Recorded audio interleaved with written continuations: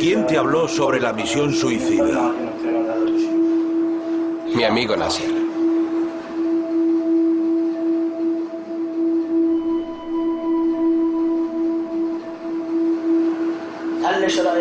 Me preguntó qué me parecía convertirme en mártir y le dije que muy bien.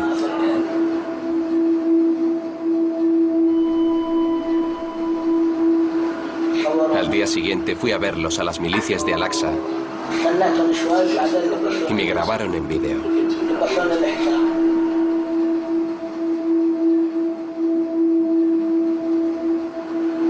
Después de esperar un rato, me colocaron el cinturón y me enseñaron a manejarlo. Me sacaron y me dijeron dónde estaban los soldados. Yo tenía que colarme entre ellos. Así que fui donde me dijeron y esperé que llegara mi turno. Entonces dudé y fue cuando desconecté la batería y levanté las manos. Por eso me cogieron.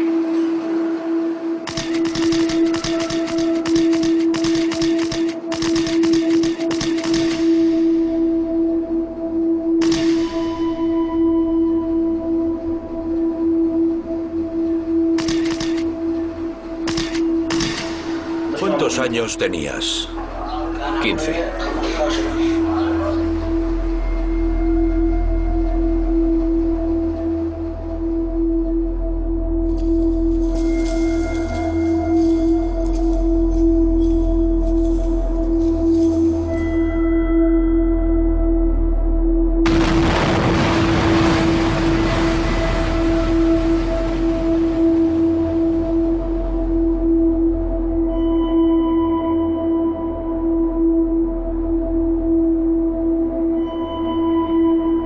Fabricando niños bomba.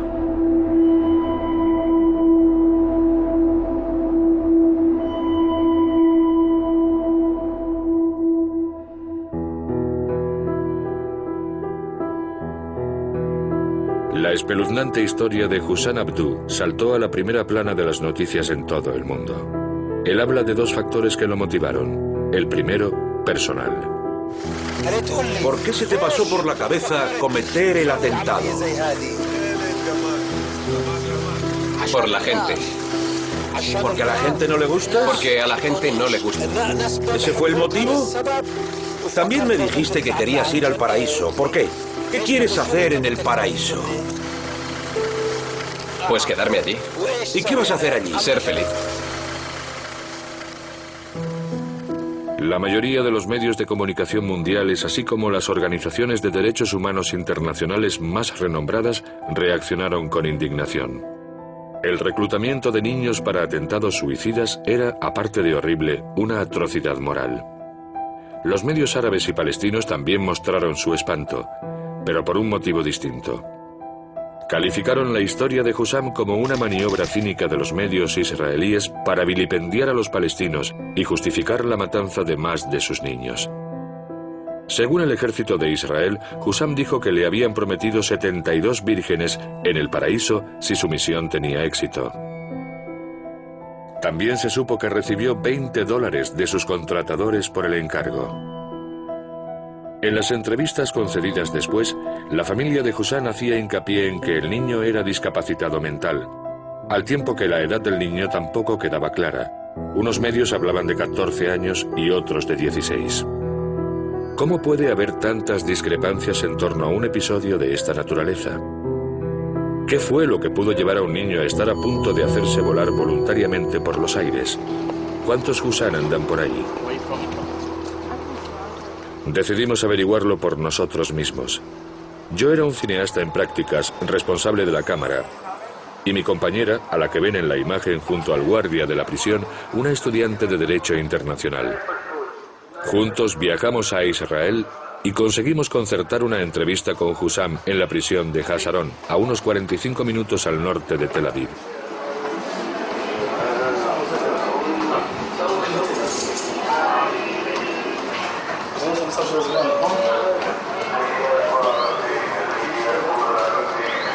Cuando nosotros llegamos en el verano de 2004, Hussam llevaba 6 meses en la cárcel.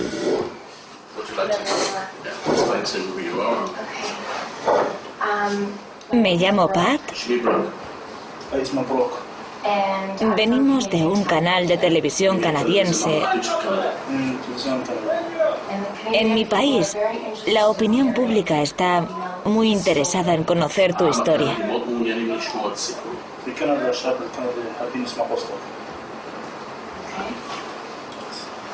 ¿Estás listo? Sí.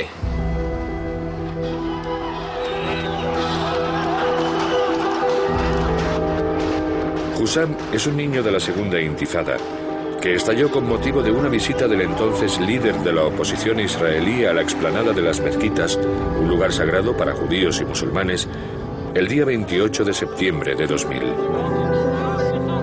Para los palestinos, aquello se interpretó como la gota que colmó el vaso de un largo y agrio proceso que empezó con la gran promesa, 7 años antes, en los jardines de la Casa Blanca, de la firma de los acuerdos de Oslo. Fue un fracaso lamentable para ambas partes. La ocupación no disminuyó ni un ápice su nivel de opresión. Los asentamientos israelíes no dejaron de expandirse y el Estado palestino siguió siendo un sueño. El gobierno israelí estaba en crisis. Se sentían traicionados por Yasser Arafat, en quien habían dejado de confiar.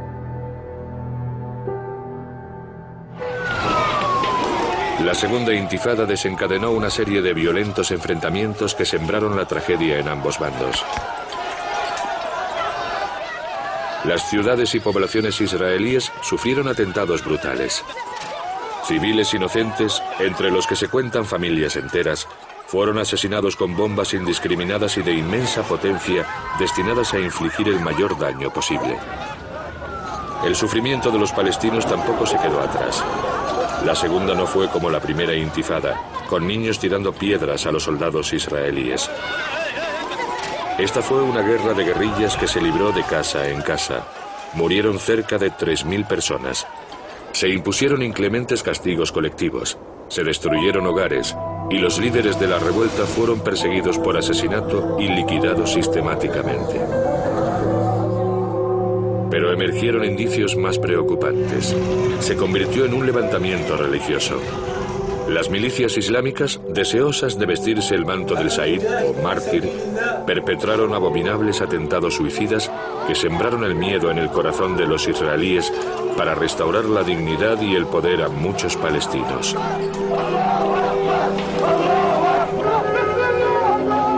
Pero más alarmante aún fue la participación de niños en este movimiento. El mártir es honrado como el símbolo por excelencia de la fuerza. Queda marcado con el sello de la aprobación religiosa. Hussam Abdu fue abducido por este letal fenómeno en marzo de 2004. Solo 2 días antes de su intento de suicidio, su amigo Nasser, un militante junior del grupo de la milicia local, se acercó a Hussam y le preguntó si quería llevar a cabo una misión suicida.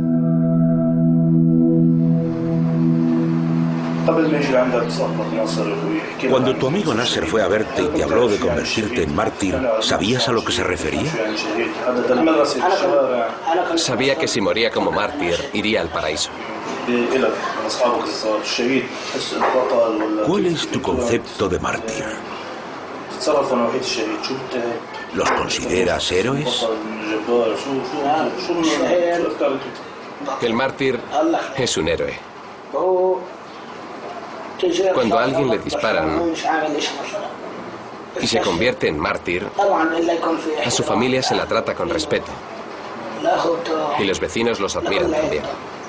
¿Por qué desconectaste la batería? Pensé en mi vida, en mis hermanos, en mi madre, en mi situación. No sé. ¿Sigues pensando lo mismo de los mártires, a pesar de que vacilaras a la hora de convertirte en uno? Sigo pensando lo mismo de ellos. Nada ha cambiado. Históricamente, un mártir es alguien dispuesto a morir por su fe religiosa. Aquí, esa definición ha adquirido matices más polémicos y siniestros. Según el Grupo de Seguimiento Palestino para los Derechos Humanos, desde septiembre de 2000 se han producido 27 atentados suicidas perpetrados por niños menores de 18 años. Para conocer este asunto en profundidad, decidimos hacer una visita al Instituto de Política Internacional Antiterrorista de Herzliya, en Israel. Según sus estudios, el reclutamiento de niños palestinos como mártires responde a una estrategia perfectamente calculada. Se reclutan niños para atentados suicidas para que introduzcan este tipo de armas en el escenario donde pretende darse el golpe. Jonathan Friegel es coronel retirado del ejército israelí. Actualmente ejerce de experto en asuntos antiterroristas. La organización busca potenciales reclutas.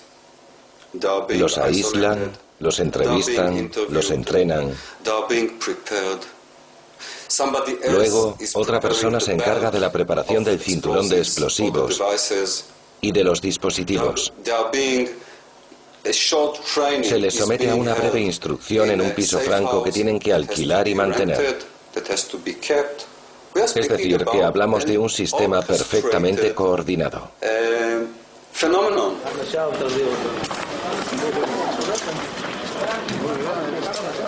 La fabricación de un mártir parece ser una operación muy eficaz y milimétricamente organizada. ¿Qué sensación te produce pensar que tienes que pasar mucho tiempo en la cárcel? Ninguna. Dicen que quizá te condenen a cadena perpetua. Puede que pases el resto de tu vida en la cárcel. Bueno, ante todo será lo que Dios quiera. ¿Crees que puedes sobrevivir en la cárcel? Ya me he acostumbrado a vivir aquí. ¿Por qué estos niños de 15 años están tan obsesionados con convertirse en mártires?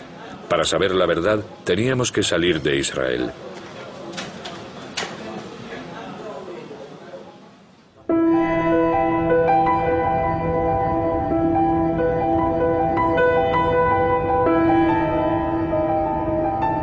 Pusimos rumbo a la ciudad de Nablus en busca de más respuestas.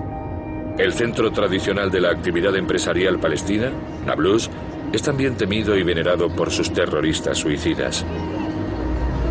La mitad de todos los niños que han cometido atentados suicidas eran originarios de Nablus. La familia de Hussam vive en Nablus. Su madre lo echa mucho de menos y sigue arreglando su habitación periódicamente, a la espera del día en que vuelva a casa. El padre de Hussam es propietario de una frutería. Su familia vive una cómoda existencia de clase media. Ambos progenitores afirman que les sorprendió muchísimo saber que su hijo había intentado cometer un atentado suicida. Hussam es un niño sincero, listo y trabajador. Me dejó perpleja que lo engañaran de esa manera. No se deja engañar fácilmente. Todo el mundo lo quiere. Si vas al centro, a la zona de Dawar, y preguntas por Hussam, no encontrarás a nadie que no sepa quién es. Es muy popular.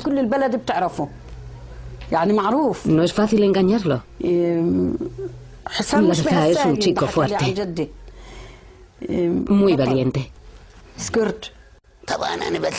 No creo que Hussam lo hubiera hecho. No es tan atrevido. Si me dices que está por ahí de juerga con sus amigos, eso sí me lo creo. Pero lo otro... No me imagino cómo estará subsistiendo.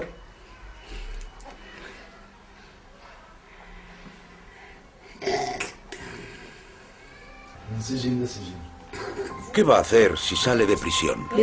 Necesitará mi cariño y mi amor. Lo voy a tener siempre cerca de mí, de mi corazón, y no voy a dejar que vuelva a salir a la calle. Quiero cuidarlo con mucha más atención. Ya es un hombre. Bueno, para mí nunca va a crecer. Siempre será mi niño.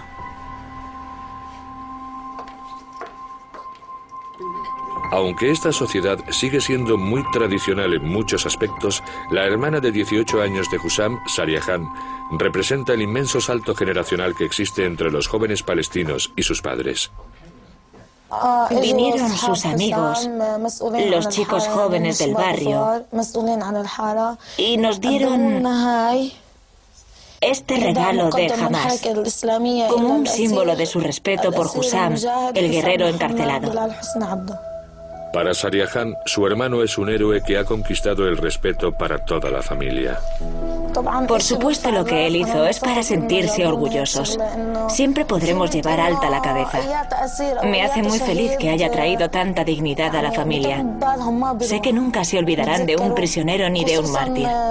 Siempre lo tendrán en su mente, especialmente los jóvenes activistas. Quieren mucho a Hussam, lo respetan a pesar de su edad. Algunos de los hombres que vinieron a casa tenían 25 años, incluso 31. Eran adultos. Hussam tiene 16.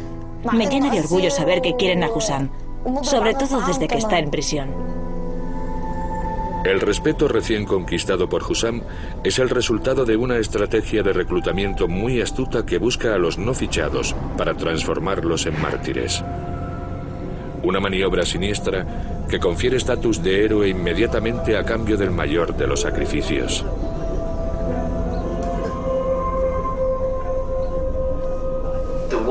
Se cree que aquellos dispuestos a cometer ataques suicidas son los marginados. Avi Issacharow es un escritor israelí, realizador de documentales y reportero de radio que acababa de escribir un libro sobre la Segunda Intifada.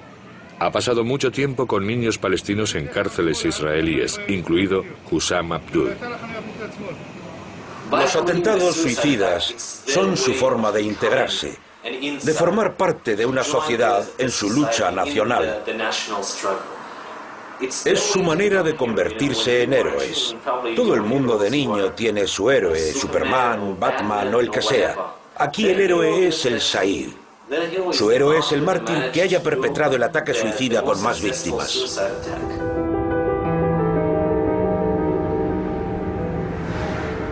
Para saber más cosas, nos trasladamos a Ramallah, la capital de la Autoridad Palestina. Ramallah ha sufrido el escarnio de la Segunda Intifada. Rodeada por puntos de control israelíes, la ciudad parece sumida en un estado de animación a cámara lenta.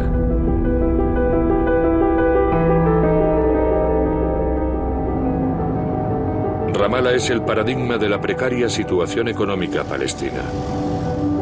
Miles de millones de dólares de ayuda exterior han sido robados para el lucro personal y derivados para financiar la Segunda Intifada. Nuestro destino era el campo de refugiados de Amari. Las paredes aquí están empapeladas con carteles en honor a los mártires, incluido el de la que quizá es la más infame y venerada suicida de la Segunda Intifada.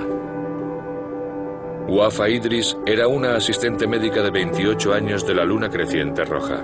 El 26 de enero de 2002 viajó a Jerusalén y se hizo explotar en la puerta de una pizzería, acabando con la vida de una persona e hiriendo a otras 100. La madre de Wafa, Haiji, contó a los medios la historia de su hija al día siguiente del atentado. Salió de casa un domingo. Yo no sabía dónde iba. No nos dijo nada. ¿No dijo a dónde iba? Le pregunté y le dije, son las 8 de la mañana, ¿qué haces vestida ya? ¿Dónde vas? Pero no me contestó. Se puso el abrigo y se fue, sin más, sin decir nada. ¿Estaba casada? ¿Tenía hijos? No tenía hijos y se había divorciado precisamente por eso. Como Hussam, Wafa era una marginada. Divorciada e incapacitada para tener hijos en una sociedad tradicionalista que concede especial relevancia a la maternidad y a la fertilidad. Convirtiéndose en la primera mujer suicida, Wafa pasó instantáneamente a la categoría de heroína y se convirtió en un modelo digno de imitación para otras chicas por todo el mundo árabe. La Autoridad Palestina abrió un campamento de verano para chicas en su honor. Las niñas recién nacidas portaban su nombre. Para conmemorar el primer aniversario de su exitoso suicidio, se celebró un desfile en Ramallah encabezado por un ataúd simulado.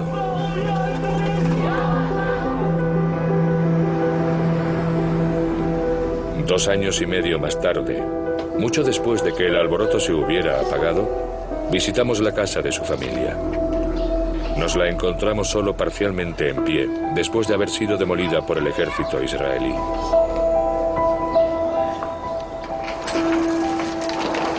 La madre de Wafa, Aiji, estaba sola. Enferma y triste, lo único que deseaba era tener a su hija con ella. He perdido a mi hija. Es como si me hubieran arrancado el alma.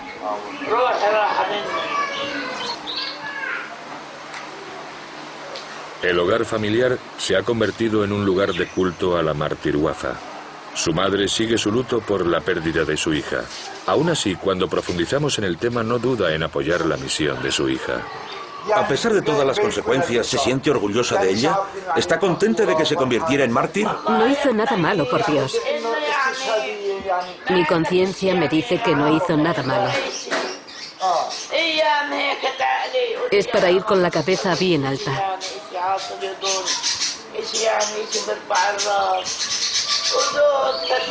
Cuando lo recuerdo, me embarga la emoción y lloro. La gente me dice que no llore, que debo recuperarme. Inmortalizada por su martirio, el legado de Wafa ha quedado grabado a fuego en los adolescentes, incluidas sus sobrinas, a quienes conocemos en la puerta de la casa. Wafa es una heroína. Llevó a cabo una misión que la convirtió en mártir. Podemos llevar la cabeza bien alta. Fue la primera mujer de la región en dar el paso. ¿No has visto en qué situación vivimos? Necesitamos libertad. Tenemos que poder movernos libremente. Allá donde vamos nos prohíben el paso. No queda sitio para nosotros. Muchas veces le digo a mi madre que me deje convertirme en mártir, pero ella me dice que no y que no. ¿Por? Pues porque dice que si mueren 40 o 50 judíos, tomarán represalias contra nosotros, como siempre. Pero yo quiero ser mártir. ¿Qué? Pues que quiero ser mártir. Todas las chicas queremos. A todas nos gustaría convertirnos en mártires. Yo quería ser mártir. Siempre decía, ¿por qué no ser mártir? Todas las chicas quieren ser mártires. Todas están dispuestas a ser mártires. Siempre le decía a mi madre que quería ser mártir. Fuera de la casa de Wafa, miles de grafitis hacen honor a su martirio. Felicidades a nuestra heroína Wafa por su exitoso martirio. Felicidades a nuestra mártir Wafa Idris y a todos los benditos mártires. Que nuestra resistencia se perpetúe hasta alcanzar la victoria. Brigadas Mártires de Al-Aqsa Fatah.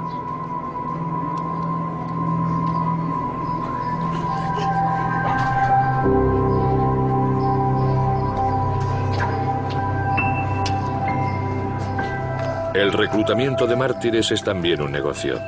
Las familias de los terroristas suicidas reciben miles de dólares, dinero proporcionado por los países árabes que aún se encuentran en conflicto con Israel.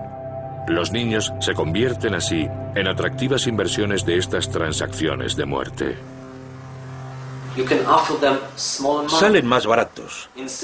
En lugar de los $2000, digamos, que tienen que pagar a los adultos, para sus familias, para sus parientes, para construirles casas nuevas, en caso de que el ejército israelí se las derribe, si en vez de eso reclutas a un niño, le pagas lo que ni siquiera daría para comprar 3 paquetes de tabaco en Estados Unidos. Unos $20, que fue lo que le ofrecieron a Hussan Abdu, y listo. De acuerdo con este macabro sistema de hacer negocio, un montón de gente recibe así su paga. Nasser, de 15 años, fue uno de ellos. En junio de 2004, Nasser fue arrestado por intento de asesinato y conspiración y acusado de reclutar a 2 terroristas suicidas menores de edad, incluido Hussam Abdul. Nasser recibió el equivalente a $150 estadounidenses por reclutar a Hussam. Un amigo mío me dijo que quería un mártir. Le dije que le encontraría uno, aunque no sería fácil. Pregunté por ahí y así es como encontré a Hussam. Y después les llevé a Hussam para que le conocieran. ¿Cómo conociste a Hussam? Era un compañero del colegio. Estudiamos juntos en el colegio de Riyad al-Salahin. Le pregunté qué tal le iba y por qué quería hacerlo. Me dijo que quería hacerlo por Dios. No le pregunté si lo haría o no. Solo le pregunté por qué quería hacerlo. Y eso es lo que me contestó. Después de hacerle algunas preguntas más, llamé a los de Fateh y les dije que Hussam estaba preparado. Bueno, les dije que había encontrado a alguien dispuesto a hacerlo.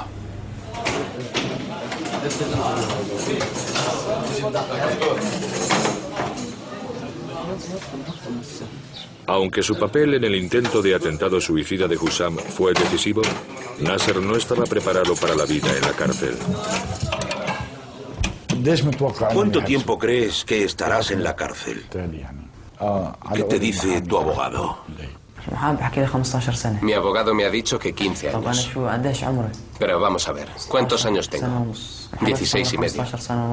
Entré aquí con 15, tengo 15 años de condena. Así que cuando salga tendré 30 años. Yo hice estas cosas sin saber qué me podría pasar. Cuando conocí a los de Fateh, me dijeron que hiciese lo que hiciese y pasara lo que pasara, me detendrían solo 2 años y saldría en libertad. ¿Qué iba a saber yo? Nadie me habló de cárceles, no sabía que podría perderlo todo. O podrían haberte pegado un tiro. Durante el juicio, los investigadores me dijeron, esto es lo que te va a pasar ahora. Y en ese momento fue cuando me dije, acabas de echar a perder tu futuro.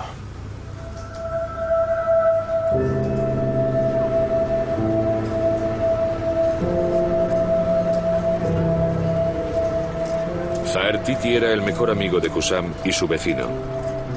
Aunque niega haber tenido relación en el reclutamiento de Hussam, la reunión con Nasser se celebró en su casa. Zaher fue encarcelado poco después del intento frustrado de atentado suicida de Hussam. Como niños, cuando oís hablar de los hombres armados, de los disparos, de las organizaciones, ¿qué sentís?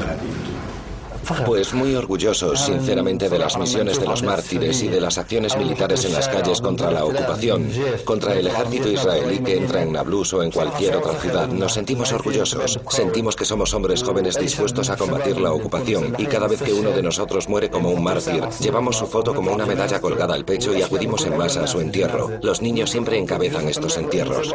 Nos llena de felicidad que lo hagan e incluso nos ponemos a su lado porque son nuestro modelo.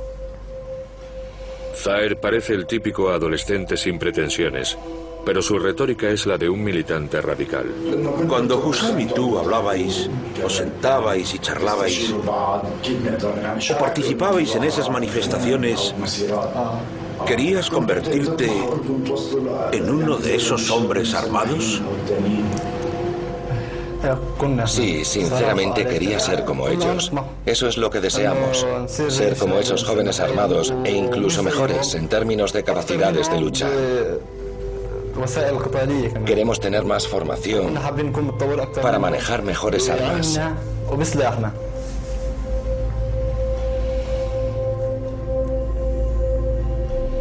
¿Quiénes son, por tanto, esos jóvenes militantes a quienes Zaher y sus amigos desean imitar e incluso superar? Pues jóvenes que se pasaron buena parte de su adolescencia en cárceles israelíes durante la primera intifada.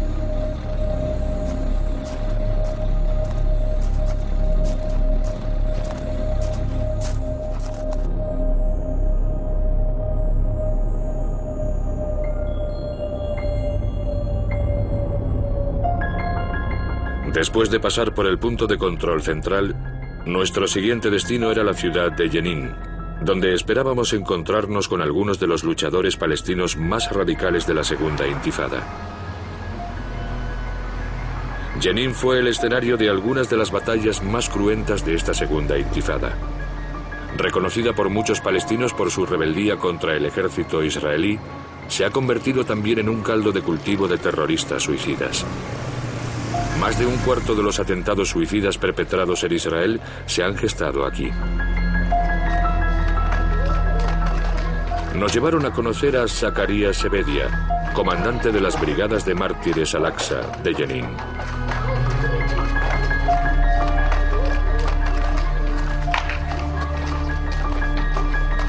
Le preguntamos qué pensaba sobre Hussam y de su intento frustrado de atentado. Un verdadero mártir es el que se pone el cinturón y lo conecta. Ningún mártir que se precie y cargue su arma regresa de su misión. Todos los encarcelados por haber intentado cometer atentados sin conseguirlo no buscaban convertirse en mártires ni tienen nada que ver con ellos. Ese es nuestro punto de vista al respecto. Lo que nos han enseñado.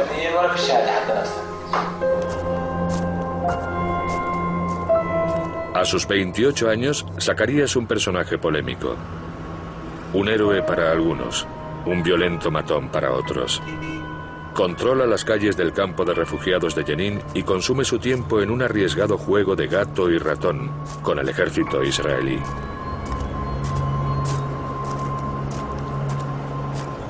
Zakaria pasó 4 años y medio en la cárcel durante la primera intifada por arrojar piedras y fabricar cócteles Molotov. Pero sus posturas se radicalizaron aún más en prisión. Fue liberado después de los acuerdos de Oslo.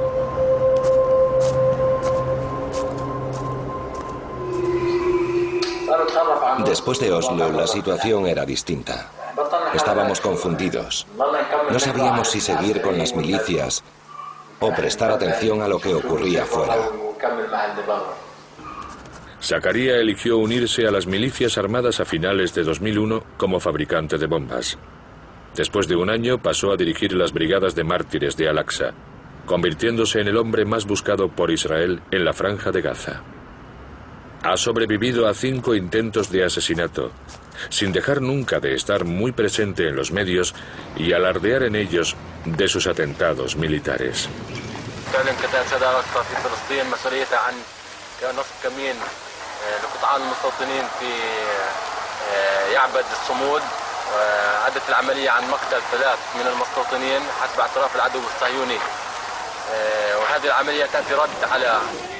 Las Brigadas de Mártires de Al-Aqsa reivindican la responsabilidad de muchos ataques suicidas y disparos contra israelíes. También se les ha vinculado directamente con el reclutamiento de 16 niños terroristas suicidas, una acusación que Zakaria negó repetidamente a lo largo de la entrevista.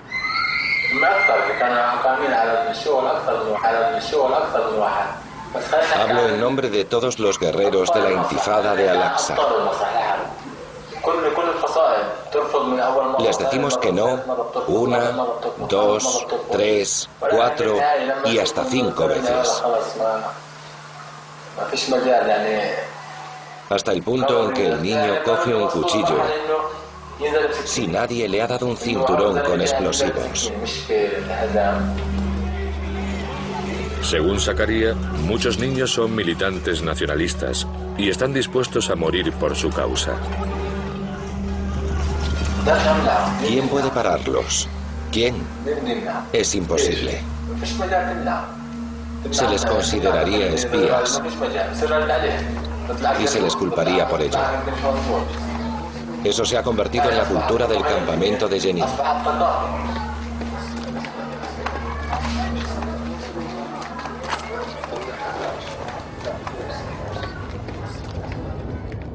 Zakaria dice que los niños se acercan a él voluntariamente.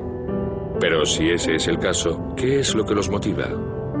¿Podría toda una generación de niños haberse radicalizado espontáneamente? ¿O hay otros factores involucrados? Hemos leído noticias sobre campos de entrenamiento fundamentalistas para niños pequeños dirigidos por varios grupos, incluida la Yihad Islámica Palestina. Una organización que ha reivindicado la responsabilidad de uno de los atentados suicidas perpetrados por un niño en Israel.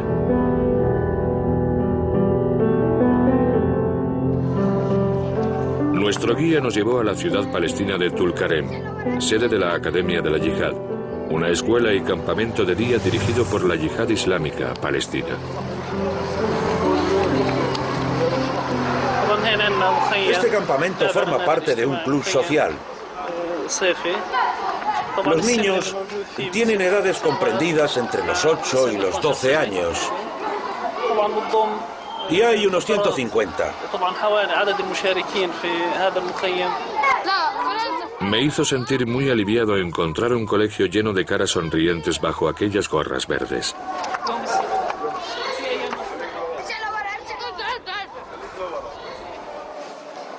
Parecía un entorno amable y seguro, con muchos juguetes por todas partes y múltiples actividades divertidas como pintar o dibujar.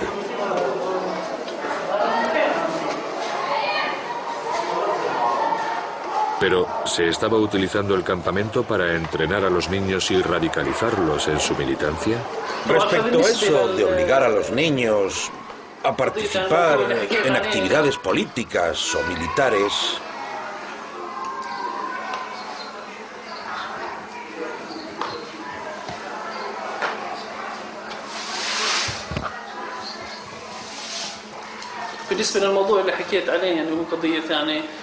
le aseguro que todas las organizaciones consideran eso como traspasar el límite. Está totalmente prohibido. Decidimos hablar con los niños y preguntarles su opinión sobre los mártires. Yo no soy de esos niños que tiran piedras a los soldados. Mis padres me lo han prohibido. Pero esos que dicen, allá vamos, a morir. La muerte solo ocurre una vez en la vida. Se van a sitios a coger piedras y se las tiran al ejército. Para ellos es la única manera de resistir. Si no tienen armas, tiran piedras. ¿Odiáis a los judíos? ¿O a la ocupación? Odiamos la ocupación y su ejército. Y a los judíos también. La paz con Israel es imposible, aunque si Dios quiere será. Es o la yihad o morir como mártires. La victoria o el sacrificio. Me recuerda a mis hijos. Me recuerda a mis hijos.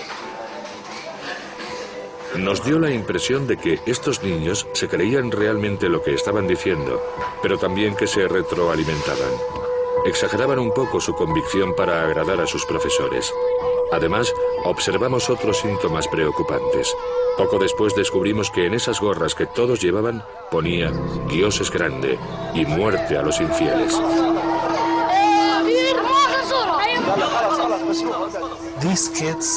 Estos niños están creciendo con el sentimiento de que el mundo no es seguro, de que no pueden confiar en los demás, de que el futuro es deprimente. Y me parece que crecer con esas sensaciones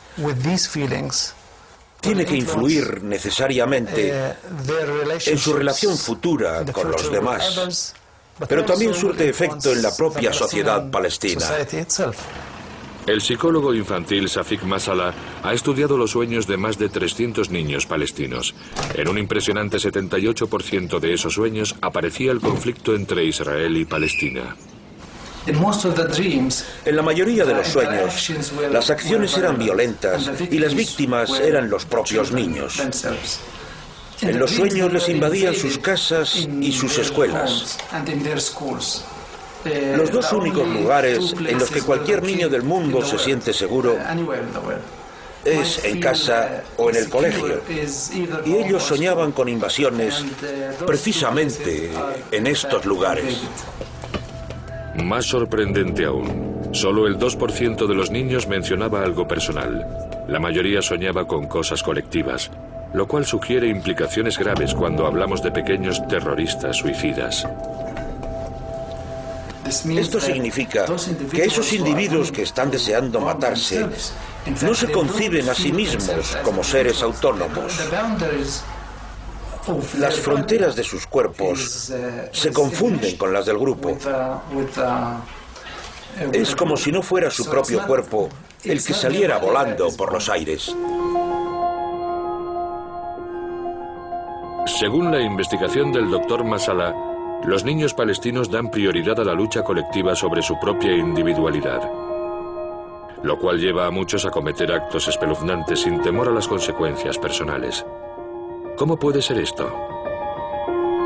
Pues por una cosa, no son inmunes a la brutalidad ni a la indignidad de la ocupación israelí. Pero también porque están siendo manipulados de un modo muy cínico y peligroso por los medios árabes y palestinos, cultivando la cultura del mártir, glorificando a quienes están dispuestos a saltar por los aires, ya sean adultos o niños. Y parece que funciona. El 16% de los atentados suicidas han sido cometidos por niños de menos de 18 años.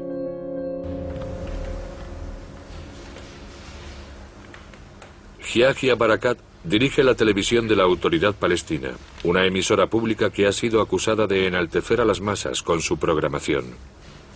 Puedo afirmar rotundamente que los medios palestinos, ni los escritos ni los audiovisuales, ejercen ningún papel en la movilización de la opinión pública palestina para que lleven a cabo ninguna acción contra Israel. Aunque eso no es lo que trasluce de este aparentemente inocuo programa de entrevistas. الشهادة كتير شيء جميل جدا جدا. كل الناس بتتمنى الشهادة. أيوة. لأنه يعني إيش في أحلى من إنك تروحي على الجنة. ماشي. يسرا أنت راضية بالكلام هذا؟ طبعا الشهادة أحلى لأنه إحنا هلا بدناش الدنيا بدنا الآخرة. أيوة. إنه مش الدنيا اللي حتفيدنا الآخرة. خلينا أسألك سؤال بصراحة، هل أنتم بطبعكم بتحبوا الموت؟ في فرق بين الموت والشهادة. لا الآن أنا بحكي عن الغياب بمعنى الموت، الغياب الجسدي، هل أنتم فعلا بتحبوا الموت؟ ما فيش أطفال بتحب الموت، لكن أطفال فلسطين أخذوا فكرة إنه هذه شهادة، إنه عندهم مثلا إنه الموت شهادة، وهذا إشي كتير كويس. إنه مثلا كل طفل فلسطيني ولد مثلا قلنا عمره 12 سنة يا رب استشهد. أنا بعتبر بإنه Creo que el personal de la televisión palestina y del canal satélite son personas formadas, conscientes de su responsabilidad como guías de los palestinos hacia la paz. Nunca enviaríamos a nuestros niños a la muerte. Pero estas canciones e imágenes dirigidas directamente a los niños parecen sugerir todo lo contrario. الله معاهم ما في خوف الحجر بإيديهم صار بلاش نكوف ما في خوف الله معاهم ما في خوف الحجر بإيديهم صار بلاش نكوف ما في خوف ما في خوف ما في خوف ما في خوف الله معاهم ما في خوف. Tuve varias discusiones con los israelíes por eso, porque me decían que la televisión palestina hacía apología de la violencia. Una vez estaba cruzando el puente y alguien me gritó, promotor de la violencia. Yo respondí, ¿pero qué me vas a decir tú? ¿Quién ha impuesto los controles que están matando a los niños palestinos? Yo solo saco fotos y las emito por televisión. Lo que incita a la violencia es lo que hacéis vosotros. Pero no es solo vida real o ficción para adolescentes. Incluso los preescolares reciben una buena dosis de odio, violencia y muerte. Uno de los ejemplos más atroces son estos dibujos palestinos titulados Pequeña Luna. كتابي أصبح الحجر به سأصد من غدروا صغير مثل صاحبه ولكن فعله قدر.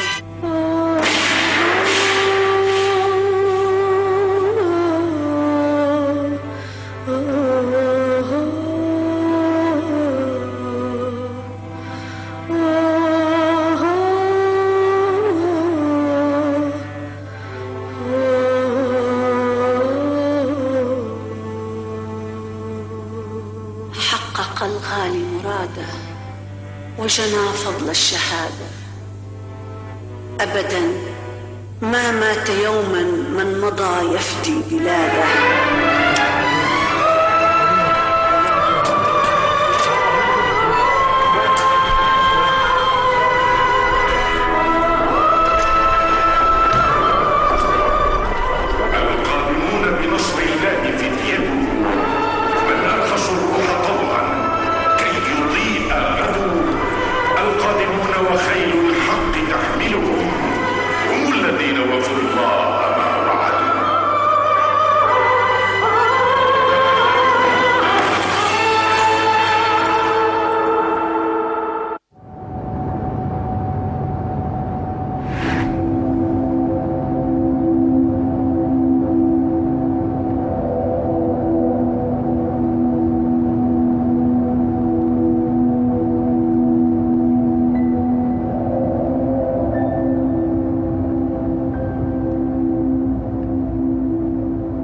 Cuando salimos hacia la ciudad palestina de Tulkarem, sabíamos que nuestro viaje tocaba a su fin. Al llegar al punto de control, supimos que 2 noches antes se había producido un terrible suceso.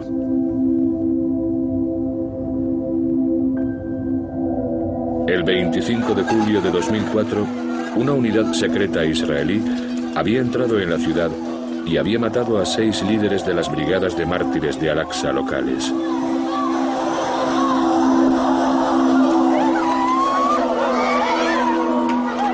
Un cámara palestina estaba allí para grabar el caos que se produjo a continuación.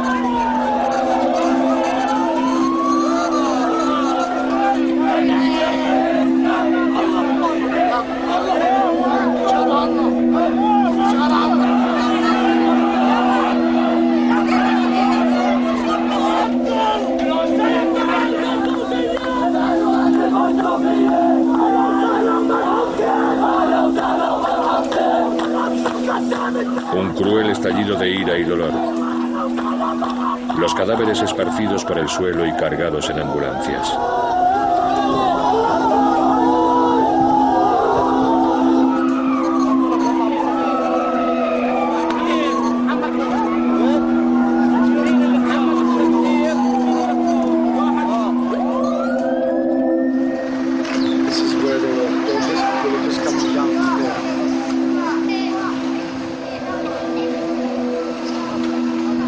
Cuando llegamos a Tulkarem, nos llevaron al escenario del horror. Altares improvisados marcaban los puntos donde habían muerto cada uno de los militantes. Ya se había imprimido un cartel con la cara de los mártires. Los ríos de sangre secos se refrescaban con sangre de cordero. Un escalofriante recordatorio para que todo el mundo lo viera.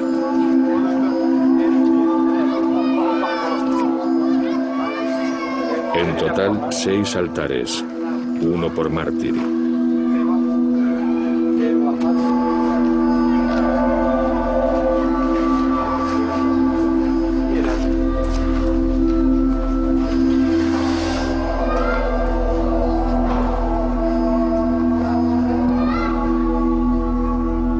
En unas horas, otros 5 jóvenes habían ocupado sus lugares. Acordamos reunirnos con ellos en un piso franco. El ambiente era tenso. Podíamos sentir el miedo. Estos jóvenes estaban de repente a cargo de todo y conocían los riesgos.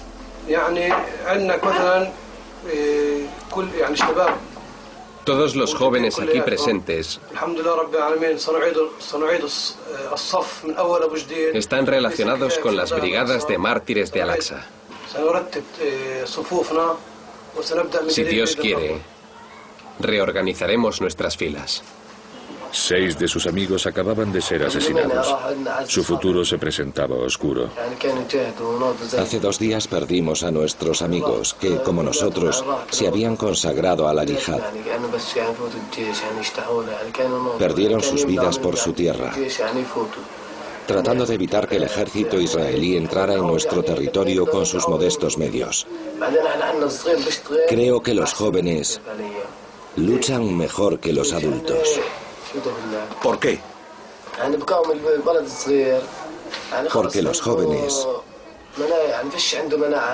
tienen una voluntad de lucha y resistencia más sólidas. ¿Cuántos tenías cuando te uniste? Yo 12. Yo 16. ¿Y ahora? 18. Yo 17. Muchos de mis amigos han caído como mártires o fueron capturados como prisioneros. Lo siento por ellos y los echo de menos, pero les prometí seguir con nuestra lucha. Continuar lo que habían empezado. No me preocupa el colegio. Solo las posibles represalias. ¿Temes a la muerte? No, ninguno de nosotros la teme. ¿Y apoyas eso? Depende de las convicciones de cada uno. Aunque tengan 13 años. Sí, todos querríamos convertirnos en mártires. Hay niños de 12 y 13 años que ya están deseando abrocharse el cinturón de explosivos y convertirse en mártires. Aunque tengan 10. Cuando alguien viene a decirnos que está dispuesto a hacerlo, es imposible detenerlo. ¿O no? Desde aquella entrevista, 3 de los miembros del grupo han muerto. Seguramente todos hayan encontrado el mismo destino: mártires de un infierno de balas.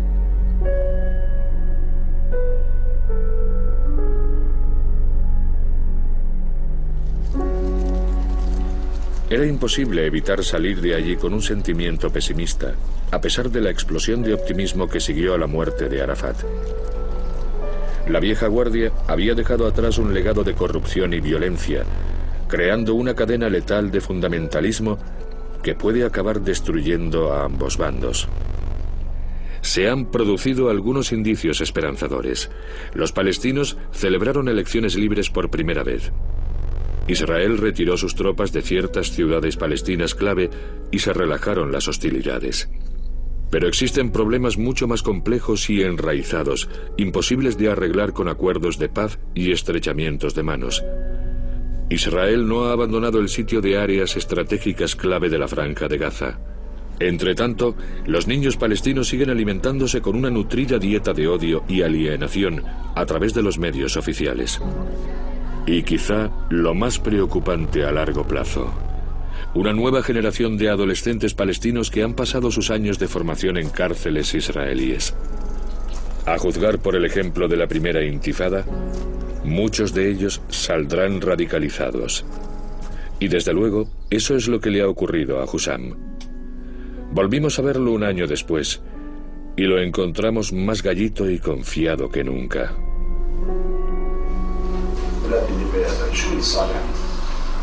¿Cómo te sentiste cuando comenzó la intifada? Me encantan estas revueltas, la intifada, que se tiren piedras, todas esas cosas. Yo he nacido en un entorno así, con la anterior intifada. Tenías 2 meses. Sí, pero me gustan estas cosas, que les tiren piedras. Vi a unos niños silbando a un jeep israelí. Yo hubiera hecho lo mismo. Quería ser un mártir. Me emocionaba la idea. Veía en la televisión a los terroristas suicidas mártires y pensaba que quería ser como ellos. Me sentaba en el sofá de casa y soñaba con ser como ellos. A veces también pensaba, mejor no. Bueno, se me pasaban miles de cosas por la cabeza.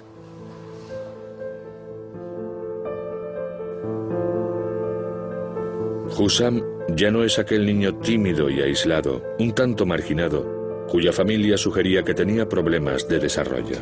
El día que lo intenté, no tenía miedo. El corazón me latía a su ritmo normal. Me llevaron al punto de control en coche y estuve tan contento todo el camino. No podía parar quieto. No sé qué me pasó aquel día. Estaba tan entusiasmado.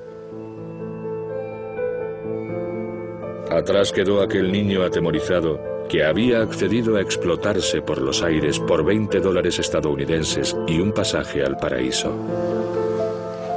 Cuando entré en el punto de control y el agente me dijo que me acercara, lo hice. Me dijo, ¿eres Hussam? Y le dije que sí. Me dijo, levántate la ropa. No le entiendo, le dije, y di un paso adelante. Me dijo, atrás, y me apuntó con el arma. Había incluso un conductor de ambulancia palestino. Me dijo, ¿eres el que lleva el cinturón? Y le dije, ¿cómo lo sabe? Quítate la ropa, dijo el agente. Apreté el botón, pero no funcionó. Volví a apretar una y otra vez.